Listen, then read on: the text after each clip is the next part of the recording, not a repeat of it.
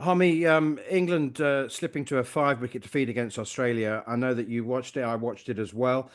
Always had the feeling, I did anyway, that England were a little behind the clock. I mean, they ended up with 350, but they just never quite seemed to be up with the rate that conditions dictated. Um, and we'll hear from Jos Buttler in a moment. But your thoughts first of all, when you don't defend 351, do you do you look at the bowlers, or do you ask whether the batsmen were 30 short? Yeah, I think all round, I think the all round England were just like you said, just behind the game a little bit, if anything. I thought at one point England were like 375, getting up to three, close to 400. And then with the ball, like you say, which one do you look at? Do you look at the batters or do you look at the bowlers? With the ball, we were in good positions two or three times, but still probably an over behind. And from 100, what was it, 130 for four, you're probably one wicket from winning the game. It was the English wicket. It was the Carey partnership. We were one wicket from winning the game, and unfortunately, um, Pearce is everything from what you want in a well balanced unit. I just look at this England side, both bat and ball, and they don't look a well balanced unit. I think I listened to Nasser Hussain say this week, talked about missing Ben Stokes, missing Ben Stokes as an all round cricketer.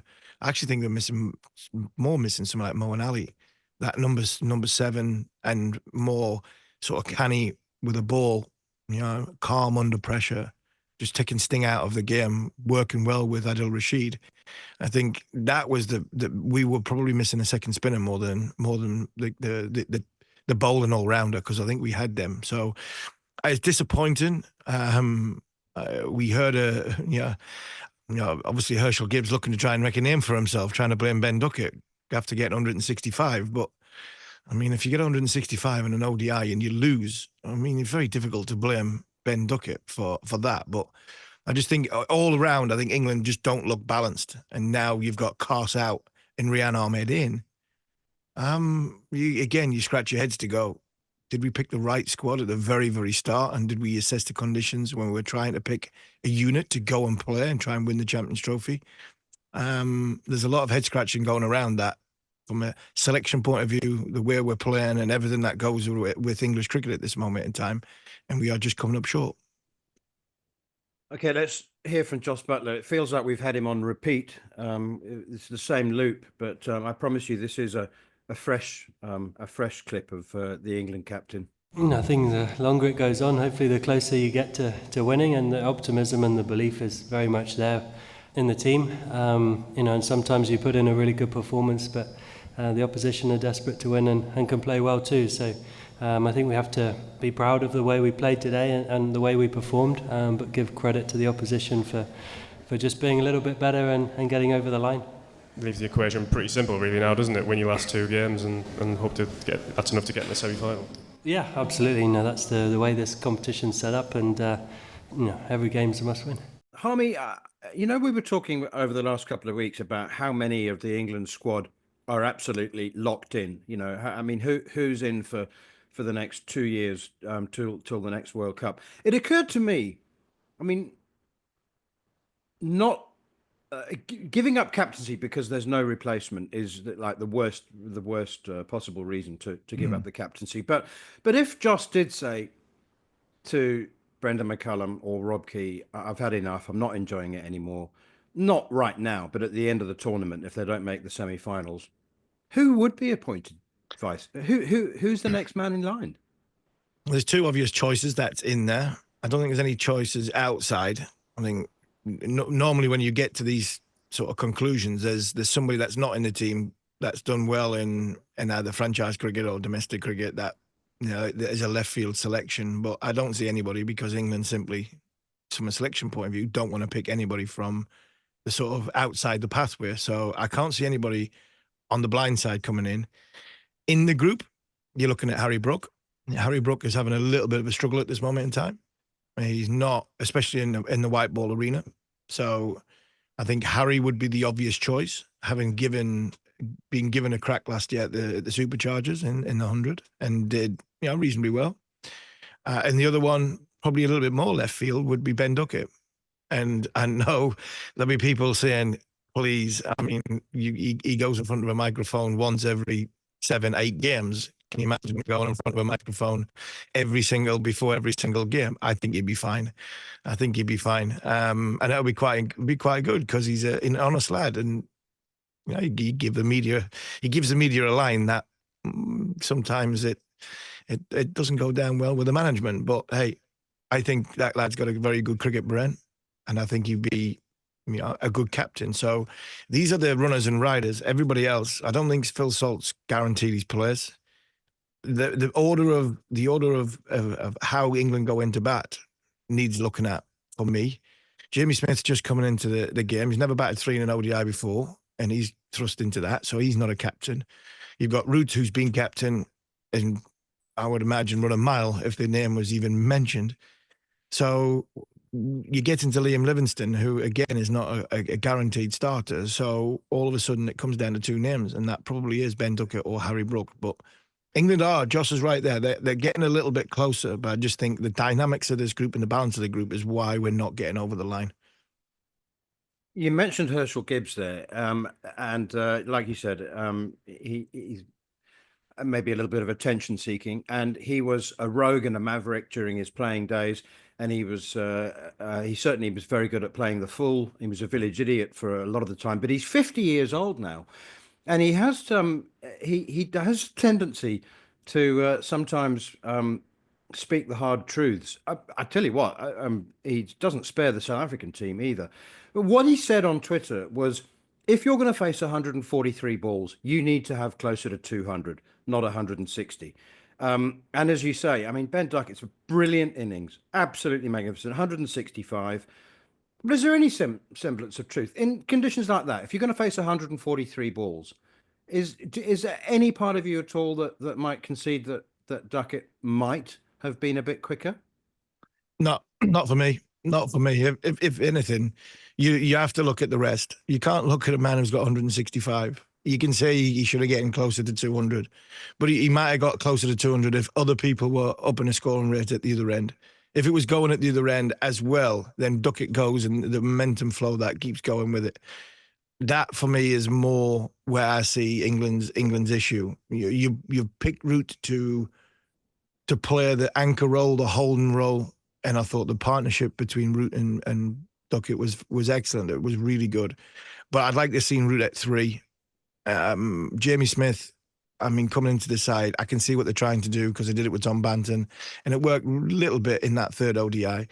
But for me, Root's got a bat 3, and I like Jos as a finisher, but I think he's got in this team. I don't think we can set the game up as well as what we used to. So I would have Jos at 4, possibly 5, him and Harry, and then Smith at 6. And I think what Jos can do then is Jos can play the innings. What he dictates is where the game needs to go because of his experience, the player he is, and his the way he feels as though this surface needs going into 5th gear very, very quickly, or we're going well. We need a position of strength. We need a little bit of a foundation.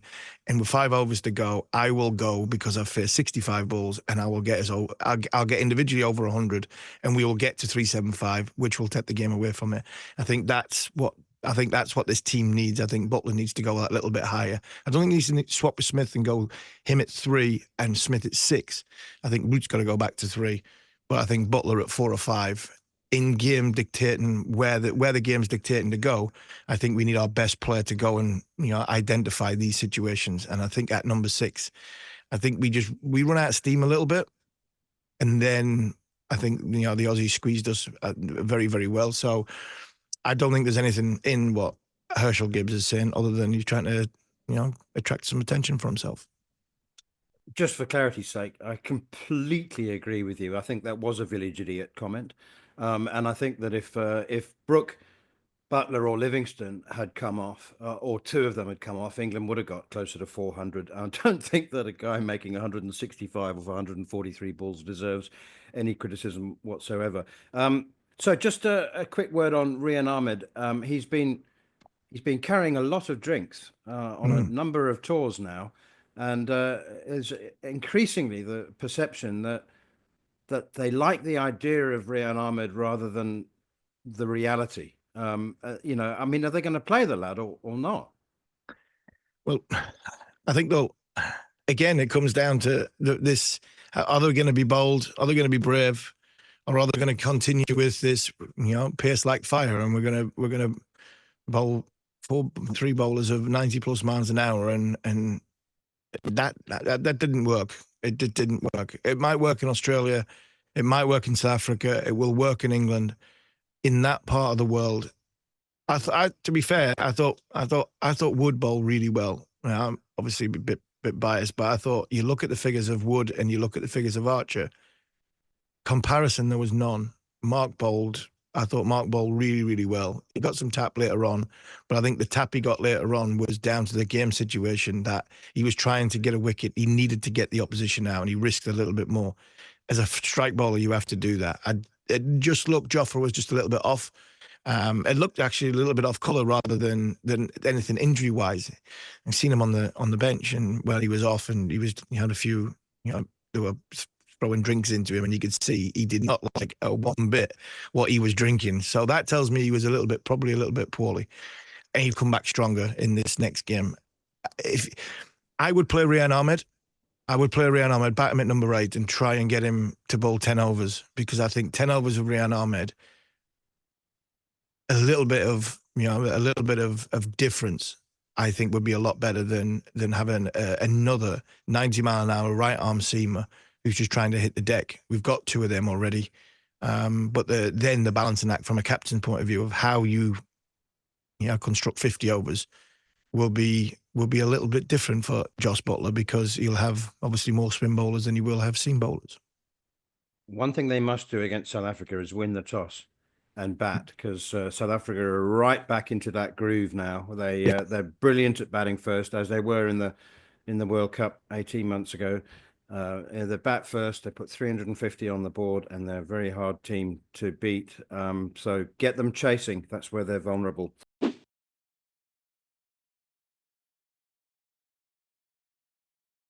Right, let's carry on rounding up the Champions Trophy. India and New Zealand, first 2 teams to qualify for the semi-finals.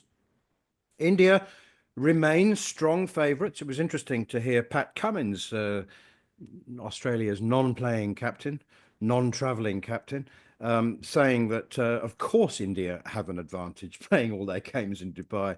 He treated it as a silly question and had no compunction whatsoever in saying, of course, the tournament favours them, but they're also a very good team. So in New Zealand, Harmy, I always said India were favourites, but I did tip New Zealand to win it. Don't know why, but they're a very good team. Yeah, they're a very good team, and a team I think probably the closest you'll have to a contest with India when it comes down to the knockout stages. They're going to play India in the final, barring I think South Africa are better than England and Australia and South Africa from the other group. So that will be the obviously one of the semi-finals.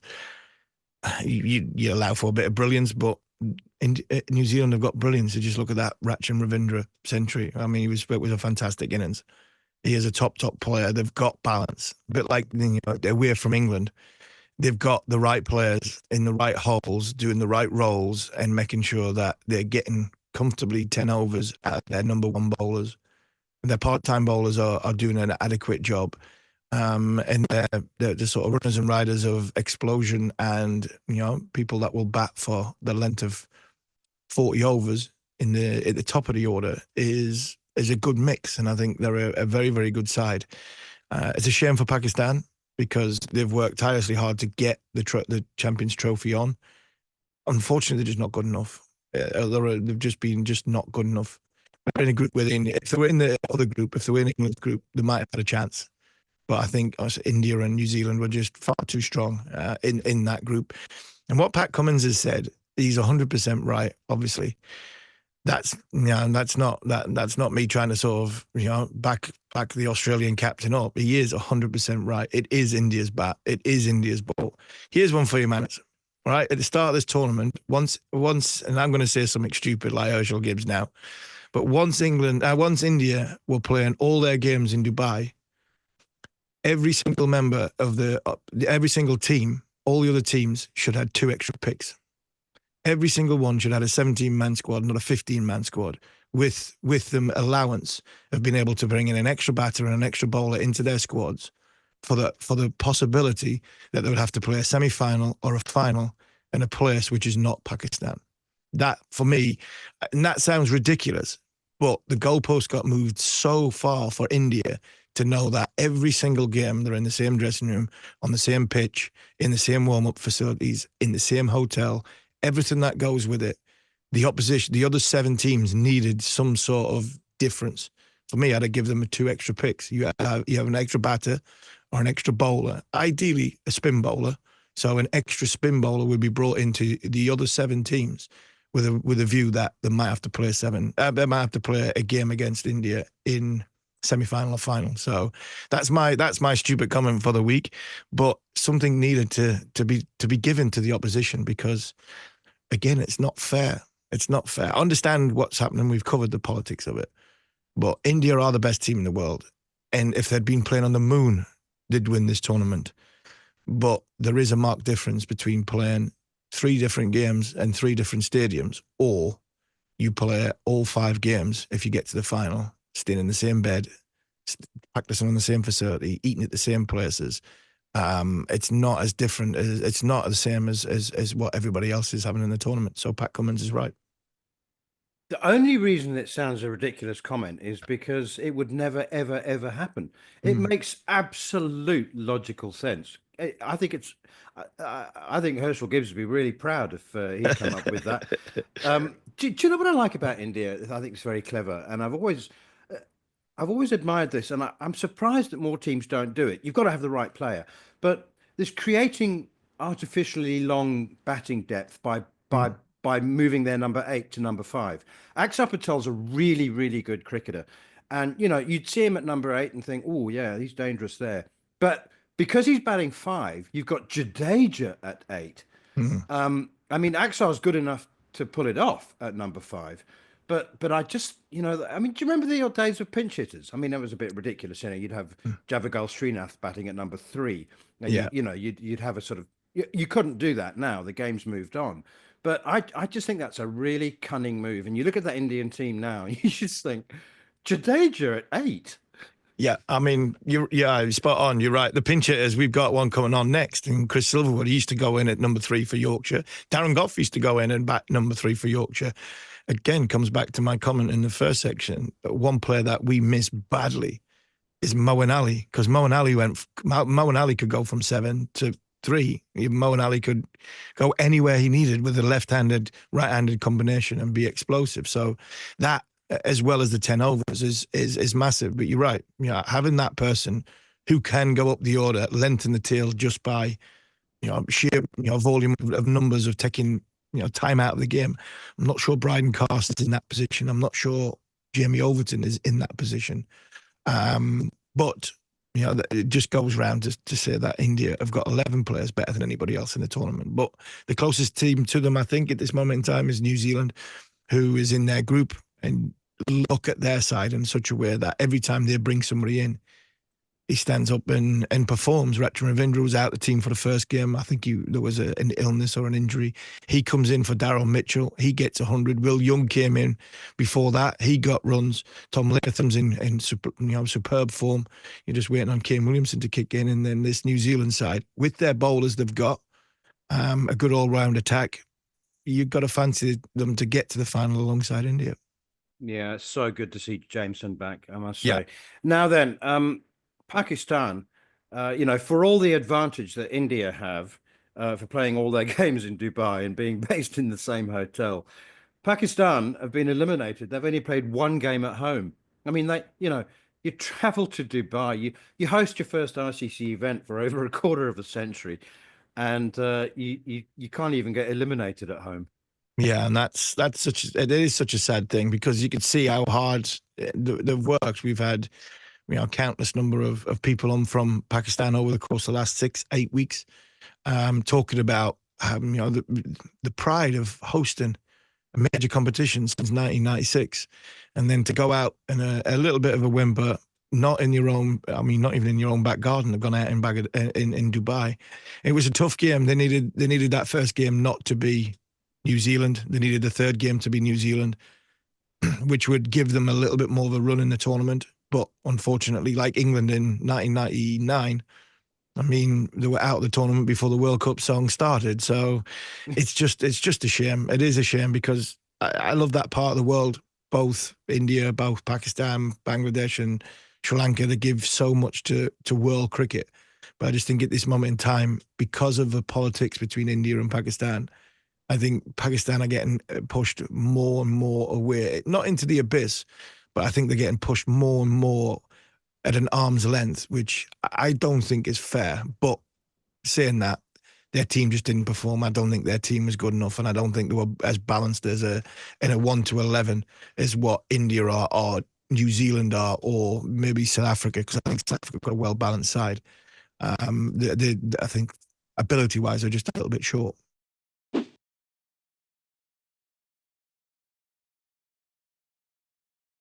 Delighted to say, as promised, at the top of the show, we're joined live by Chris Silverwood, Essex Director of Cricket. It's been quite the journey over the last couple of years, Spoons, with the ILT20, and not to mention your time in international cricket with Sri Lanka. But is it? I would imagine that, despite it being midwinter, you're very much looking forward to the summer. Absolutely, it's nice to be back as well. It almost feels like coming home a little bit. I don't suppose I ever truly left, because even when I did move on to obviously do other things, obviously with the international scene and everything, I still very much kept in touch with Essex and what was going on here, and never really lost that connection with the club. So coming back sort of feels natural almost, and certainly something I'm really looking forward to. Having spent time with a few of the pros that we've got at home, but I've managed to spend a lot of time with the academies, the EPPs, and the age groups and things like that, really. So it's been nice. I've been able to get stuck in so far anyway, with just about everything to do with the club. And it's, to come back, get my feet under the table again, has been really nice. Just need the weather to perk up a little bit now. Yeah, the weather would be nice. It would be. Would, but yeah. You've just really answered my first question, because I was going to ask you, what are you? Are you director of cricket or are you coach? Because director of cricket, to me, sometimes means a man in a suit that's, pushing numbers around offices and, making sure budgets are fed. And then the coach is the man that goes and just does the day-to-day. But in some counties, they're a little bit of both. Mags was both, who you took over from. What are you going to be? Are you going to be, has Essex just got enough money to appoint Chris Silverwood and you've got the whole lot to do? Well, at the moment, mate, I am both. I will be, as it stands, I am doing the sort of budgets, working alongside other the chief exec here, and looking after all that. But I'll be looking after the day-to-day cricket as well, from first team, second team, all the way down, really. And that's how it will start at the moment. Obviously, as time goes on and I get my feet further under the table, I'll look to make a few changes, and maybe, all being well, we'll get to the stage where I will sort of step away from first team all the time, which will then allow me to do a little bit more of a director of cricket job. But as it stands at the moment, it's all hands on deck, and I'm on the coal face. I do hope the staff watered your pot plants for the years that you were away, and looked after your office.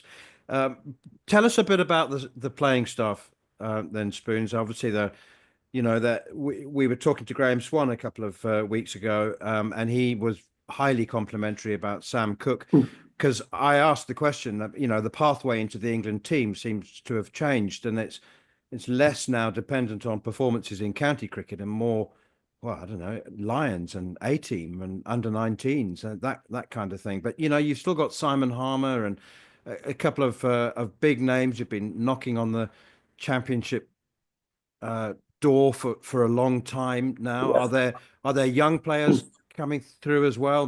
Can we expect the usual Essex challenge?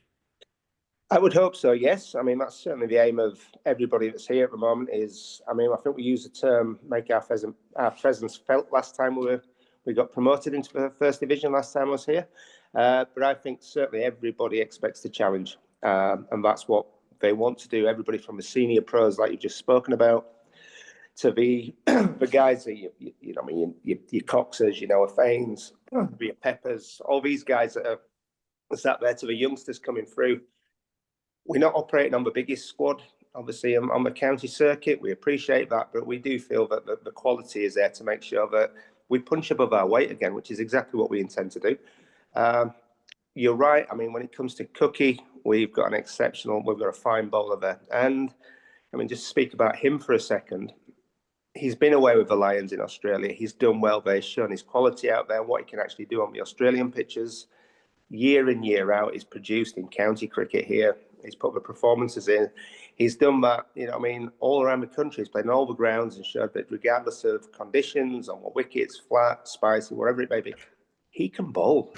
And his numbers sort of speak volumes for him, really. So for me, I know I'm slightly biased being sat here at Essex, but I'd love to see him make his England debut. I really would, and I think he deserves it.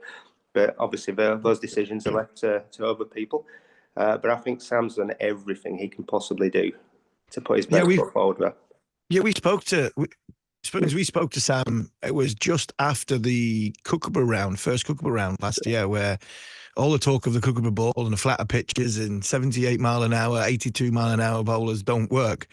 And I think he got something ridiculous. I mean, his ridiculous figures were, I think he got 8 or 9 in the match, and he really showed that everybody else around the country was struggling with the Kookaburra ball, but his skill set showed that.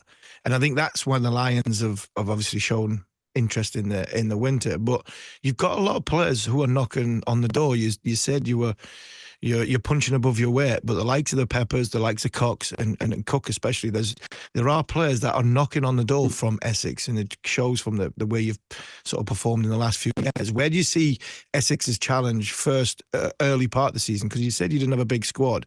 There's a lot of cricket in that first sort of 2 months. There is, and I mean, I think it's been spoken about before, but one of the things that we have to do is, I mean, if you get behind, obviously, Cook, Snater, Porter, we've got a couple of youngsters coming through from a fast bowling, but I think we need to really strengthen that fast bowling depth. And I mean, it's not just an immediate challenge, it's something that we're going to have to really concentrate on now for the next 2-3 years. Make sure we build up those stocks again. So actually, we're not over-reliant on the big three that we have there. I think Shardul coming in will really help us. In that first championship block, it means we can actually go in with 4 seamers now and Harmer and still bat deep, which I think will give us the best firepower early on.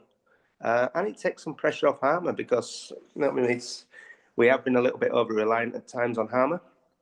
And obviously we expect him to take wickets, but when you've got people like Cook and Porter in there, now Shardul and obviously Snates and that, then, you know, I mean, they can take on some of that responsibility as well. And because they're more than capable. I mean, Cookie we've just been talking about, but there's some very capable bowlers within that bowling attack. So, you know, I mean, let's give them their head as well. And they all become wicket takers then, because we have to bowl sides out. But I think long term, we have to look to build the bowling stocks back up. And then obviously beyond that as well, we have to make sure that we have a replacement for Harmer at some point as well, because, you know, I mean, we can't, it's not going to go on forever. And we've got to be smart enough to say, right, okay, well, when Harmer does go, it'd be a huge gap. How are we going to fill that gap?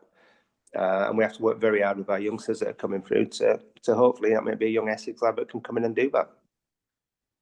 Yes, I'm interested in your big picture view about county cricket, not just the championship. I mean, county cricket's been around for, 150 years, and it's had its ups and downs.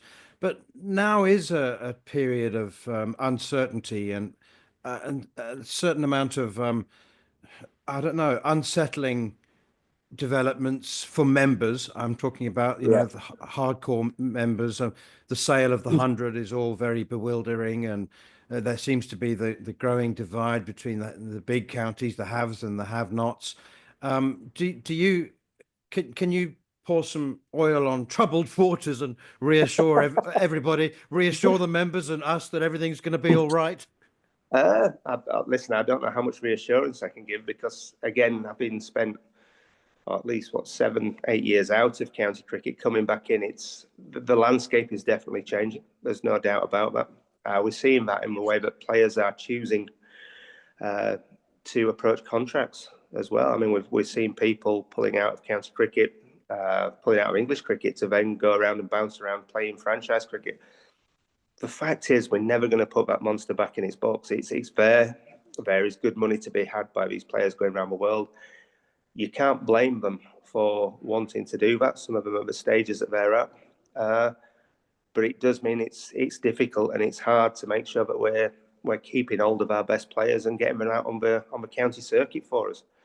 The sale of the 100, it's going to be an interesting couple of months to see how those funds get sort of dispersed amongst the counties and see what actually comes out in the wash there.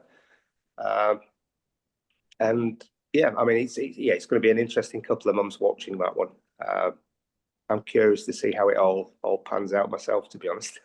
Yeah, you're not the only one, Yeah. because this show has not exactly been a big cheerleader for. I've not exactly had me pom poms out for the 100, to be honest. It's fair enough. How may I get that? To be honest, it's in some area. It depends who you're talking to, doesn't it? Some people think there's going to be a big windfall for counties. We can really help them. Others, I'm hearing that maybe that money is not going to leave ECB pots, and we're going to have to apply for that money to obviously put into development or wherever that may be. I think there certainly does have to be a certain amount of ring fencing where the money goes on to make sure it's spent wisely and smartly, and it goes towards bolstering county cricket and making it sustainable for many years to come. I think from that point of view, it's a positive thing to make sure that we've got cricket out there available to the members and the fans that are watching, and to keep it at a good standard as well. But yeah, it'd be interesting to see how it all pans out. Yeah, it's gonna be fun and games. But you said earlier on about the sort of hats you're having to wear. You're director of cricket, then maybe stepping away a little bit. You talked about trying to, build the stocks of your fast bowlers. Does that money, you sitting here right now, do you feel as though, because let's be fair, the haves have got the sort of the bigger pot, but the have-nots have got to make sure they spend that wisely, whatever they get. Is your sort of future proof, Chris Silverwood, with your coach and director of cricket hat on, is give us that money, make sure that we build a future for young Essex cricketers who can make sure that we will challenge the haves, and we will make sure we keep doing what we're doing in the last sort of 5 years, which is a team who's not got a test venue but have been right at the top of English first-class cricket. Well, that's exactly what we're trying to do, and it's a conversation that obviously myself, the chief exec, and the people involved with cricket here at Essex are talking about. We're never going to compete with the test grounds on money, but what we can do is produce the best systems possible that keeps bringing through those young Essex cricketers. The girls and the boys. We're bringing them through. We're producing them. We're playing entertaining cricket out on the park. And we're producing England cricketers, which is ultimately what we all want to do. And if we're doing that, it means Essex will become sustainable for many years to come. And we want to put a system in place that outlasts me or anybody else that's here. Build something that people can pick up and run with. And that's what we're going to try and do. And to do that, we're going to have to be smart with what we've got. And we're going to have to use our imaginations at times. Just as I keep talking to the guys here, but we find solutions, we find ways of making things happen. And sometimes we're going to have to be slightly unconventional with that. But we've got to make it happen because we have to future-proof a club with what we have. And what I do know is we've got a lot of passionate people here in Essex that play cricket. And if we spread that to Suffolk, Norfolk, Cambridge, East London, and all these areas, all of a sudden we've got a big footprint. And the challenge is now, how do we get out there and how do we find these people? And how do we put a safety net in place for maybe the guys that just fall between the cracks a little bit? Maybe develop later. And like I said, we've just got to be smart. And some of it's not all about money. Some of it's just about making sure there's good systems and we have good people looking for, working with the youngsters. As well as working with the first-class team here as well. And that's important, isn't it, Spoons, from around the country, that we talked, and I mean, we've been in the game for what, over 30 years. You know, we've seen quite a bit from an international cricket to domestic cricket. Test cricket's been dying for 100 years. First class cricket's been dying for 150 years, and we're still here. Yeah, and the we're still reason here. why, yeah, and they're still here. And the reason why we're still here is because we get cricketers from all four parts of this country. And I think you, as an international coach and a domestic coach, and now a director of cricket, it's important that 18 satellites, 15 minor counties are still having the passion and drive like you're talking about, because that's how we future-proof English cricket.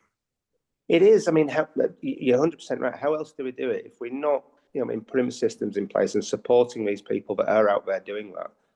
Then it's going to fall on its face, really, isn't it? Because there's no other way of doing it. We have to make it that we are attracting the youngsters into the game. There's role models there for them to follow, which is, we all have them growing up. We all have people we looked up to and said, right, we want to do that. So we've still got to produce those people that kids can look up to, and put the system in place that they can use as a pathway to get through to where they want to go. And we've talked a lot about players there, but I think we have to do the same with coaches as well, because we need people that are willing to give their time to actually do it. And we've all seen, I've watched sort of my kids come through in the junior system now. At club cricket, you need people doing it. They're doing it for nothing as well. So anything we can do to support the coaches while we're in those systems, to help them, because they're the ones that are giving opportunities to start with to get these kids into cricket in the first place. I enjoyed watching the 100 last year. The thing I really enjoyed about it was how many families I saw at the ground. And again, it's a different sort of demographic that you're getting into the game. And I think anything we can do to spread it far and wide and to keep these people coming through for both men and women's cricket, we've got to keep doing it. We've got to find a way. Final one from me, Chris. You mentioned Shardul Thakur, the Indian all-rounder. Two questions. Was he your pick? And do you know if he can bowl in 3 sweaters in April? Maybe 4 swears. Yeah. No, he was. To be fair, he's a fine cricketer. We knew what we needed here at Essex. I needed a fast bowler that could be effective up front and take wickets. Obviously have that skill set, but I wanted somebody that could bat as well.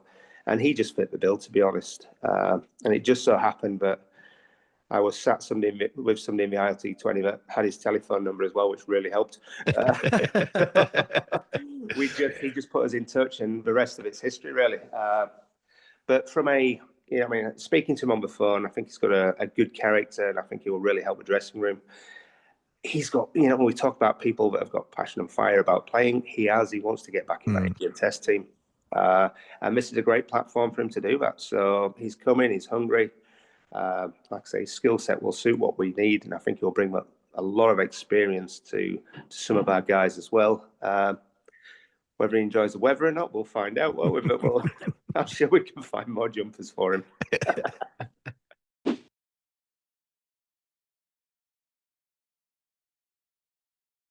Right, on to the week's other big stories, or the ones that have caught our attention anyway. And Harmy, the biggest one for me is it just feels enormous. Ben Stokes has opted out of the 100 to manage his workload. I get it. He's a Test cricketer. That's his passion. That's his great desire. But it just feels like, or looks like, and sounds like such an emphatic nail in, I shouldn't say coffin of the 100, but how hard is the 100? Is it really a workload issue? Is it honestly, or is it just he doesn't fancy it? In the way that you don't necessarily like olives. I don't like olives, so yeah, I think it is a workload issue. I think, what is it? The 100 starts 5 days after the India Test series, so and he's going to throw everything at that. 5 Test matches in England, 3. I think there's only like a couple of times where there's a more than a 3 or 4 day break. So it's pretty condensed. I think it's June the 20th till July the 31st. You've got 5 Test matches. What I would say with this one is, and I don't know this for a fact, so I'm only speculating.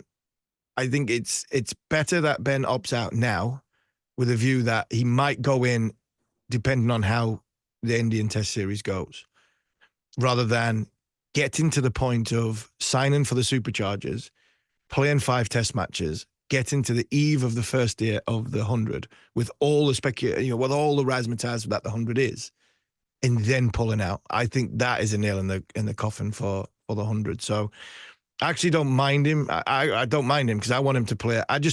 For me, and I'm very, very selfish, I want Ben Stokes to play 10 Test matches. I don't want Ben Stokes to play any other cricket between now and the 10th of January when we've won the Ashes or lost the Ashes.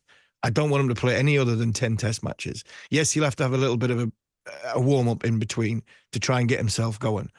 But I wouldn't want to jeopardise losing that man. I can't see England winning against India or even more in Australia if something is wrong with Ben Stokes. So if he doesn't want to play in the 100, I'd lock him in a room for 3 weeks and just leave him there.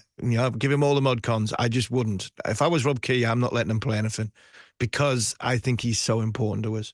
I think it is a workload issue. I think it is off the back of the Indian Test series, but I also think it's better to come out now than it is to come out literally on the day it starts.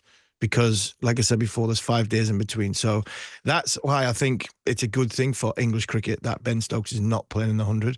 It's a blow to the tournament, which I think if you're one of the franchise owners now, and there's obviously 8 new franchise owners who have thrown in 550 million quid, I'd be questioning the ECB and going, why is he not playing? Not so much because, 7 of them will be going, thank God he's not playing because he's not in my franchise. One franchise will be saying, why is he not playing?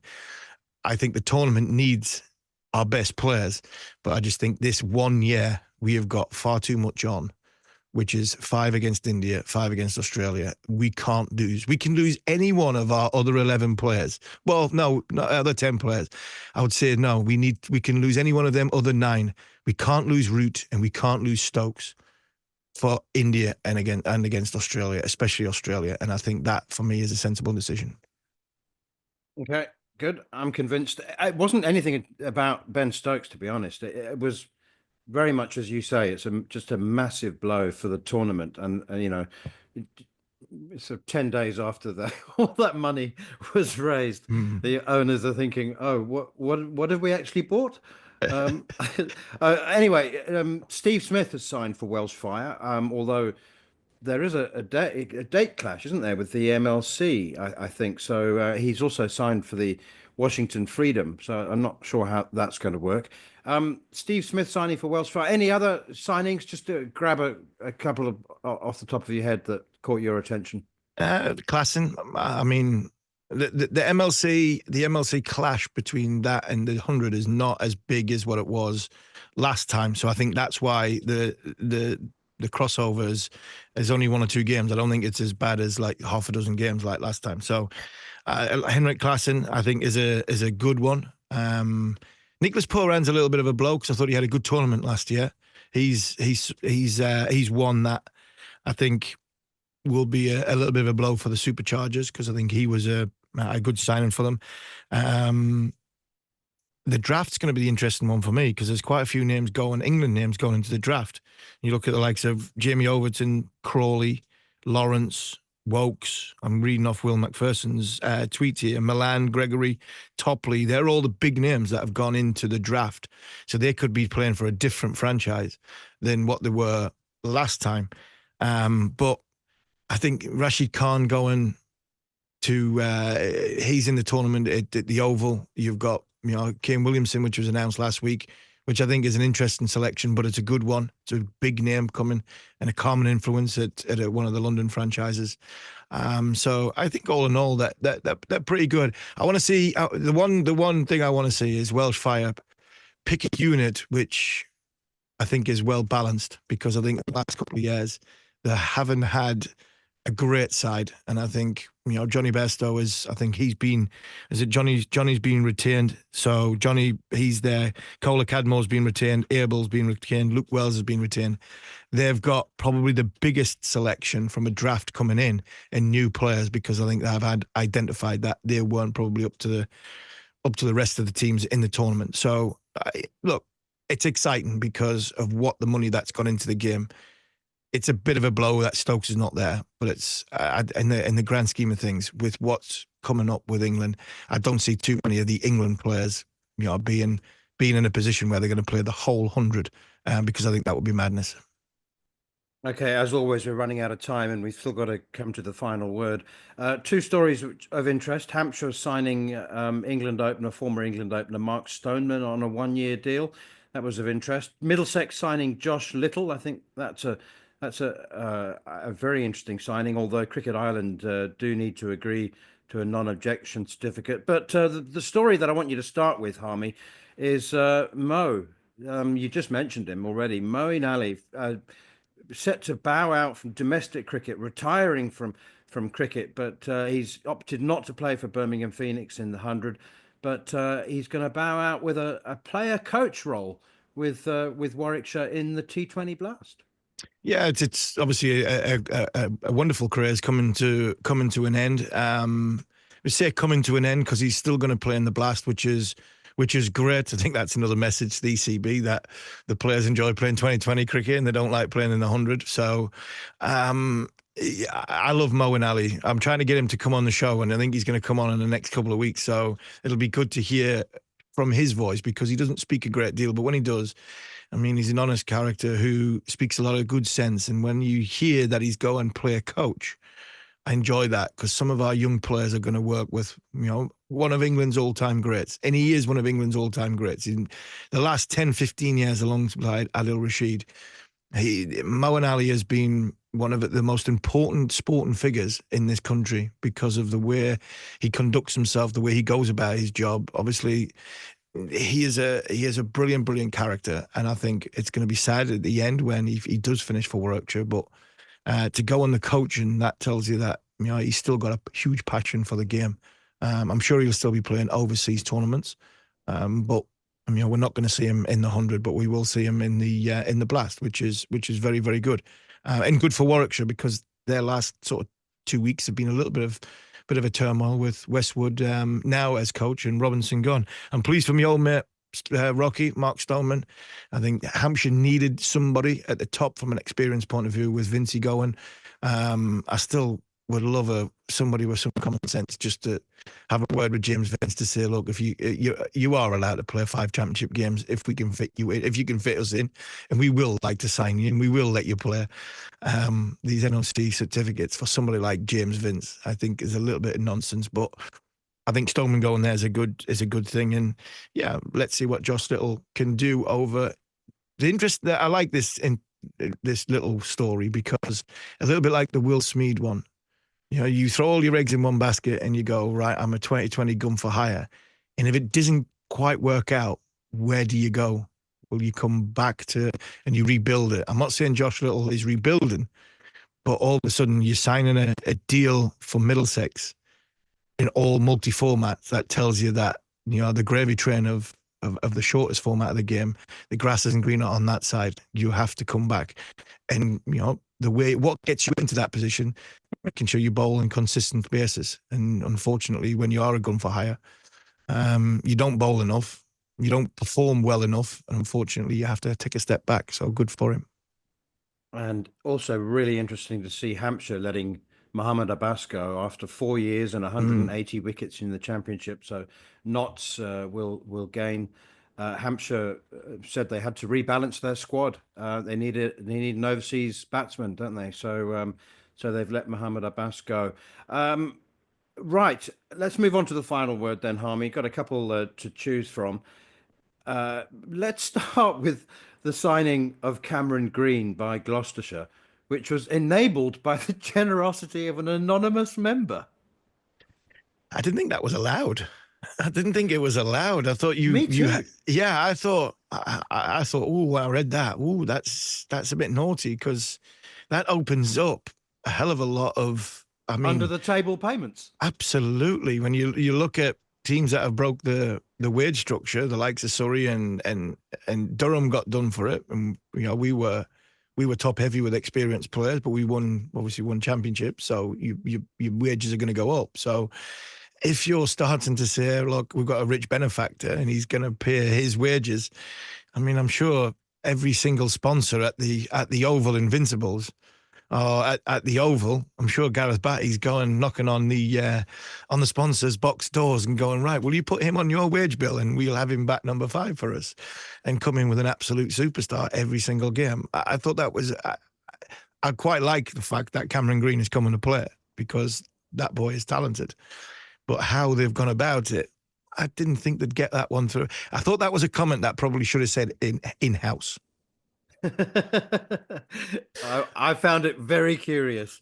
I also, Harmy, wanted to draw attention to Sophie Eccleston. The women's national team have been taking a bit of flack, but in the WPL, she produced one of the great T20 performances for the unfancied UP Warriors.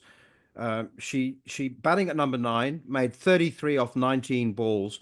And helped 41 off the last 3 overs to tie the RCB's total of 180, which seemed highly unlikely.